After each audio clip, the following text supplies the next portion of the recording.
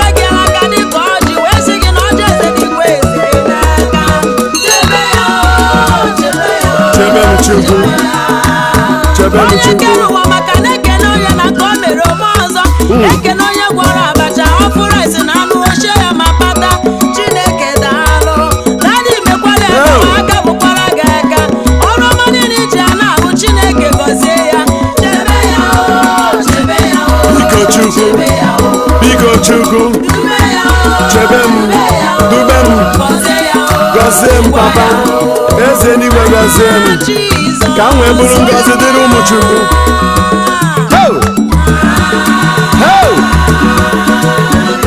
Ọ dị egwu.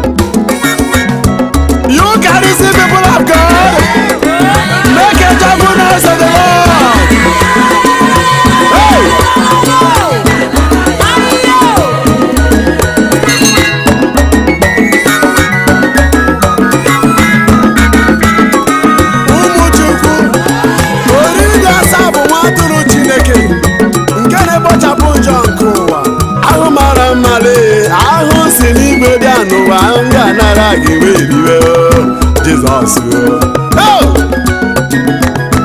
Oke achịcha na-agwọ ọrịa Ebube Adoration Ministry ọkwa ị ga-ekwa aba achịcha nọ n'ọta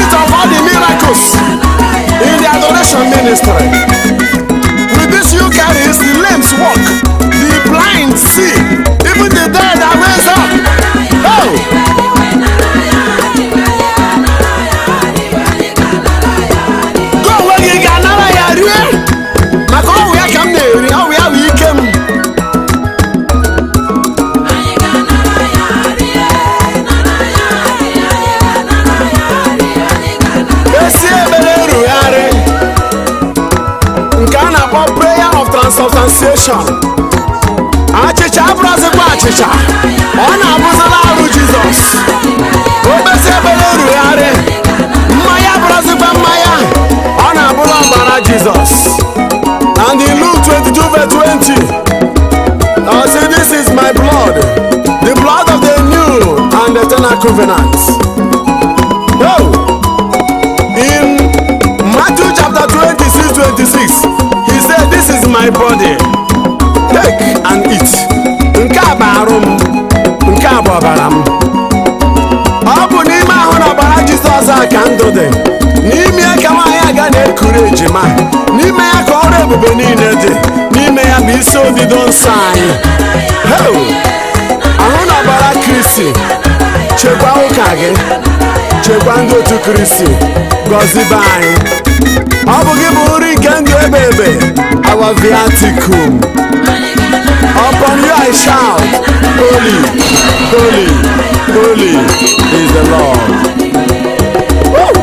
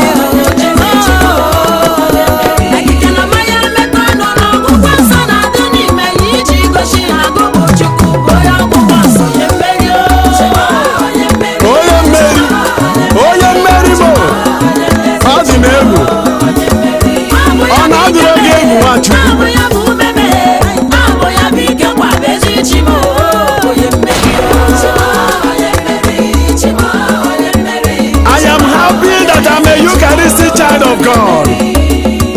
What about you? Oh!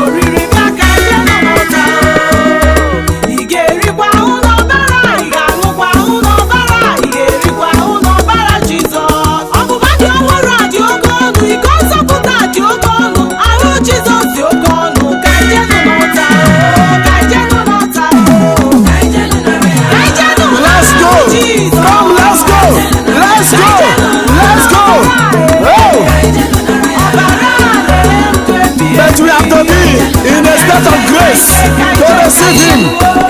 Oh! Whatever that will stop you from receiving Jesus, stop that thing now. Let's go. Let's go and receive Jesus in the state of grace. Hey! Oh. Incomparable in beauty, incomparable in healing, incomparable in omnipotence, incomparable in divinity, the body of Jesus Christ. Hey!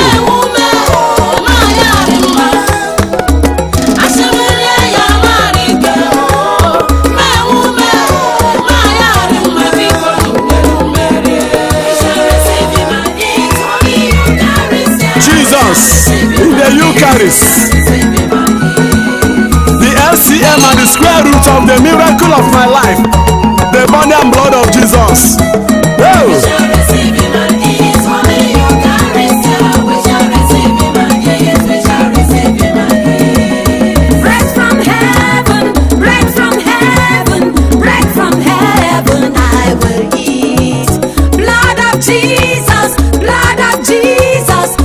Of Jesus I will drink. Your flesh is meat indeed. Your blood is drink indeed. It is true. In the Eucharist, there is healing power. Right on. In the Eucharist, there is breakthrough power. Right on. In the Eucharist, there is sanctification. I say right on. In the Eucharist, I will eat Oh. and drink.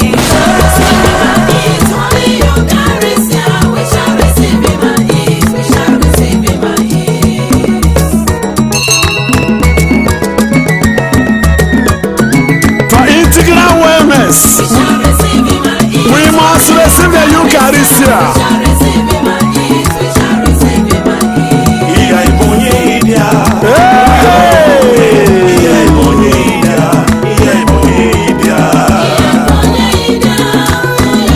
Jesus in the Eucharist.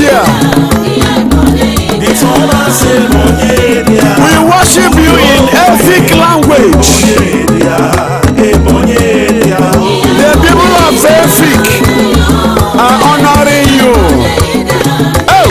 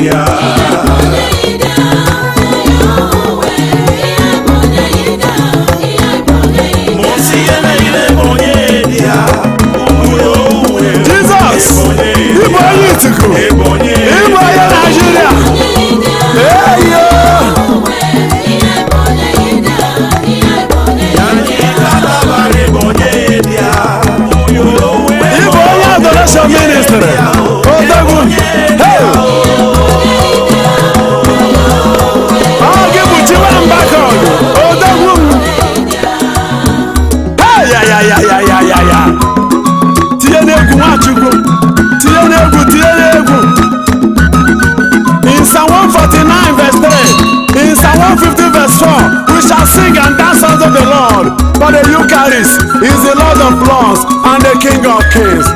Holy, holy, holy is the Lord. Oh. Eche aduru stay, Britalu steketa mundi. Nekwenu waduru chukule boja bonjo ankowa. Ọwụ ya, ngwanu ka eje kweze n'ọgwụ ọrịa. Ọ bụ ya na-agwa anyị ọrịa dike n'agha.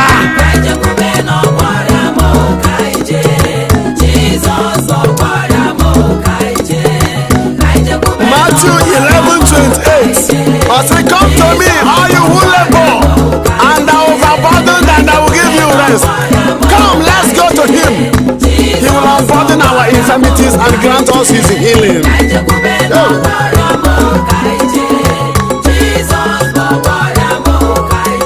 Onye nwụrụ n'obe gbọgwọrọ m ka ije, apa na-agwọrọ gbọgwọrọ m ka ije nuo. Anyị ejebe, anyị apara ya paje n'ihu Chukwu. O kwere mgbame ngwa gbọgwọrọ m ka ije, aka na-agwọ ọrịa gbọgwọrọ m ka ije nuo. Aga m eche ka ọ gwọọ m ọrịa. Oji nwa na-eme ọchị gbọgwọrọ m ka ije, apa nsọ na-agwọ ọrịa gbọgwọrọ m ka ije nuo. Anyị ejebe adoration ministry, ama ọgwụgwọ nsọ. Okwe ngwa na-agwọ ọrịa m ka ije, onye isi ndị mozi na-agwọ ọrịa m ka ije nuo. Anyị ejewe ọkwụsa ya si n'ode again. Ọlụnshi na-alụ aja na-agwọ ọrịa m ka ije, chee n'igwe na-agwọ ọrịa m ka ije nuo.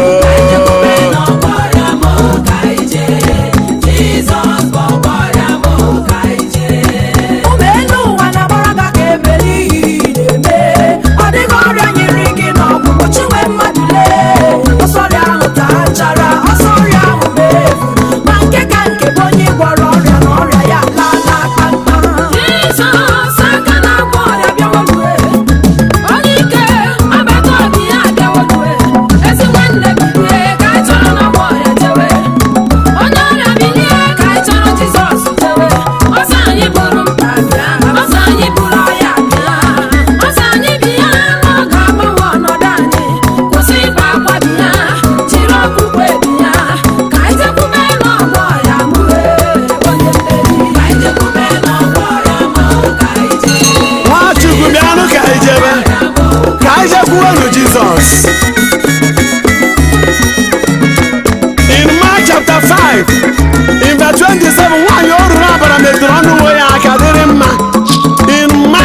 chapter 6 in verse 56. Ndị mmadụ si ọ bụrụ na anyị metụ n'uwe ya ka anyị ga-adị mma, ka ha rabụ ndị metụrụ ya aka dịbadoro mma, ka anyị jee enu. Try and see. Jesus is the last bus stop and the solution master. Hey!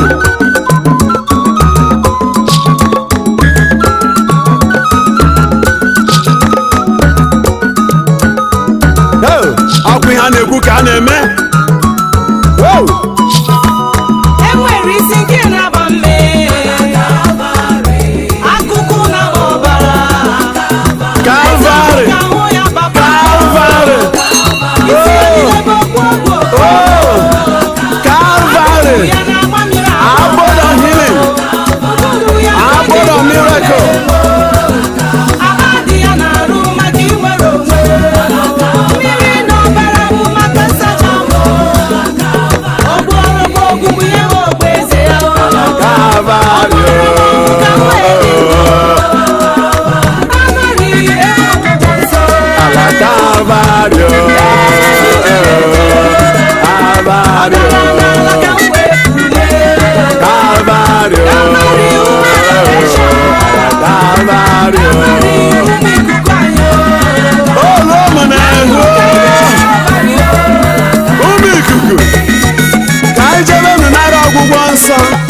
Healing is a children's bread. Receive your own.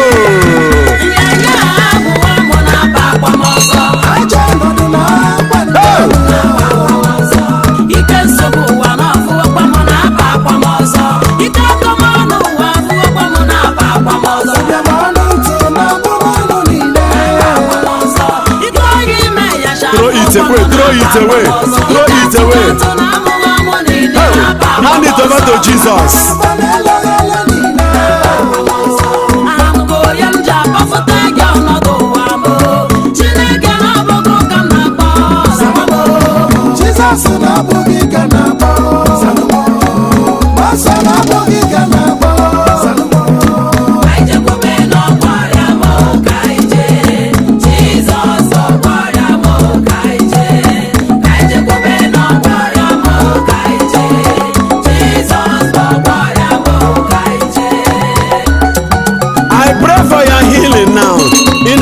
Jesus, receive your healing. Be healed in Jesus' name.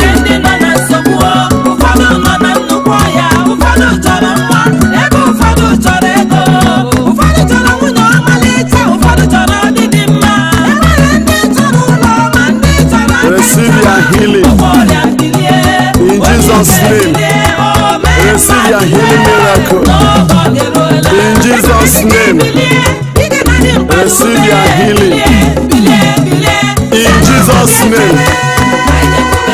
Maya keriba senda ke, ma sheriba ya ketere bo sende keri baba, yari moshe kete, sanda ya keribo bo sheri baba.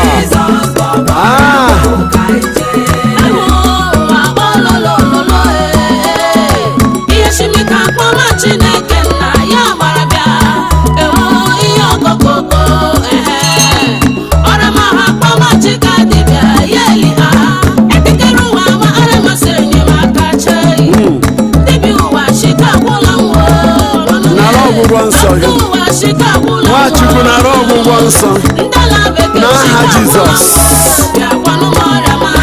Nara ọgwụgwọ nsọ gị n'aha Jizọs.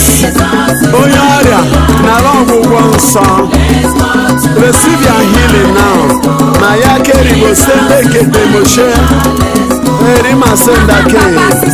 Maya rebo se kete. For every sickness, Jesus is the answer. Whatever the name may be, Jesus is the answer. When it has no cure, Jesus is the answer. When the situation is hopeless, Jesus is the answer. Jesus.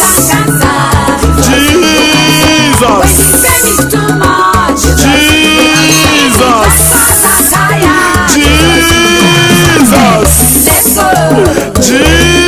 Jesus Christ. Please touch your people.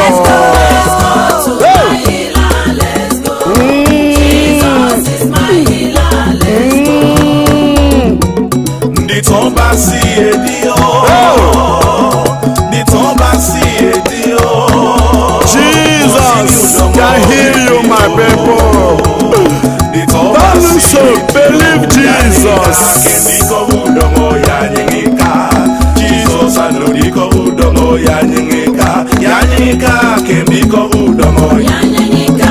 Jesus adoniko udomo yanyika kembiko udomo yanyika. Jesus adoniko udomo. Jesus is the healer. Let's go to him. Come, let's go. Dimi. Come. Yeah. Kaije buru ya. Jesus adoniko udomo yanyika. Ona gwara gwe batara ya. Kaije buru ya.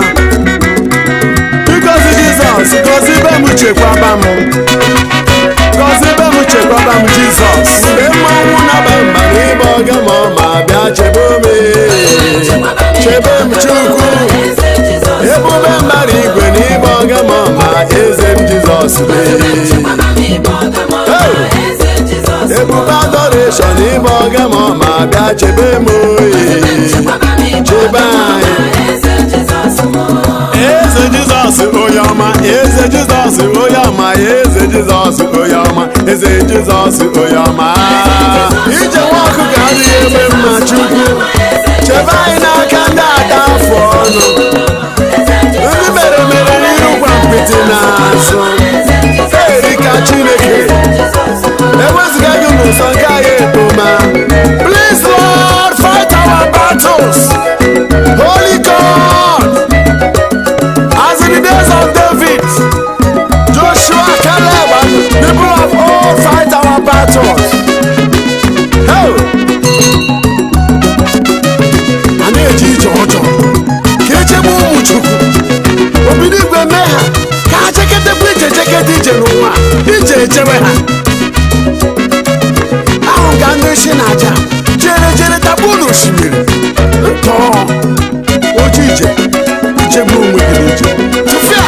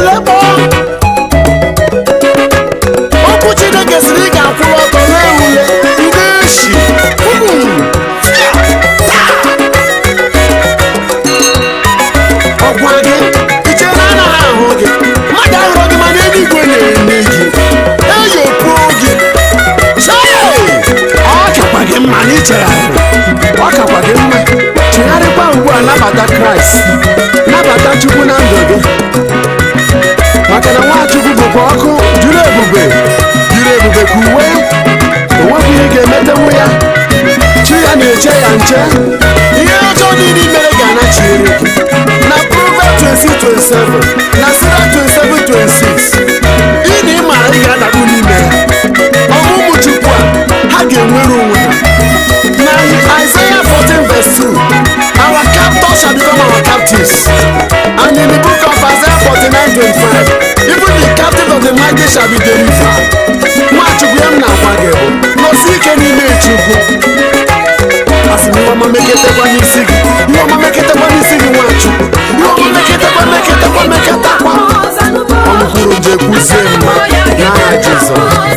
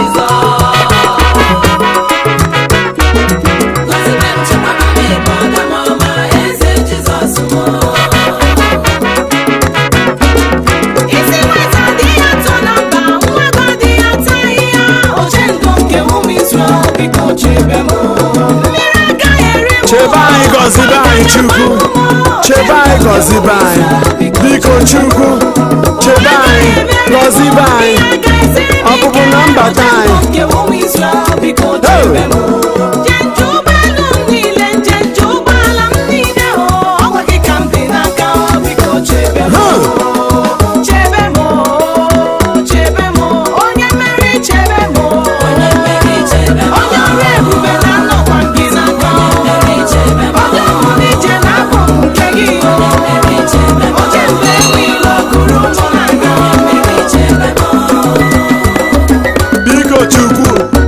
Gọzibe anyị.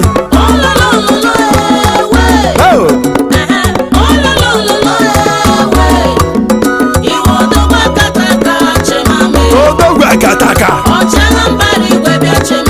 dịka a na-agba okwu n'anya ode njinji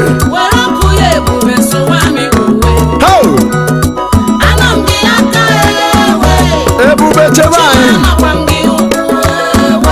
ndị nọ n'aka karịa.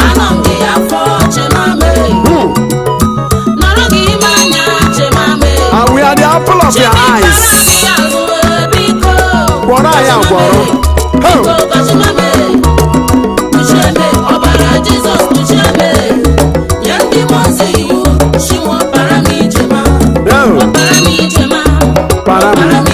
Chineke para m. Nwachukwu si apara anyị. At this hour in Psalm 21 verse 3, blessings of good things shall follow you. In Deuteronomy chapter 4 verse 4, you are blessed. In Genesis 39 verse 2, success and prosperity shall follow you. Child of God, be blessed. As of in Genesis 22 verse 17, be blessed. As of in Genesis chapter 12 verse 2 to 3, and be a blessing in the name of Jesus.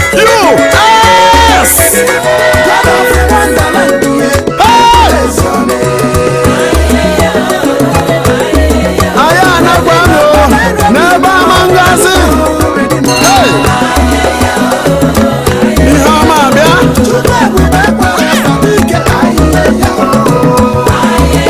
Akụ abata o.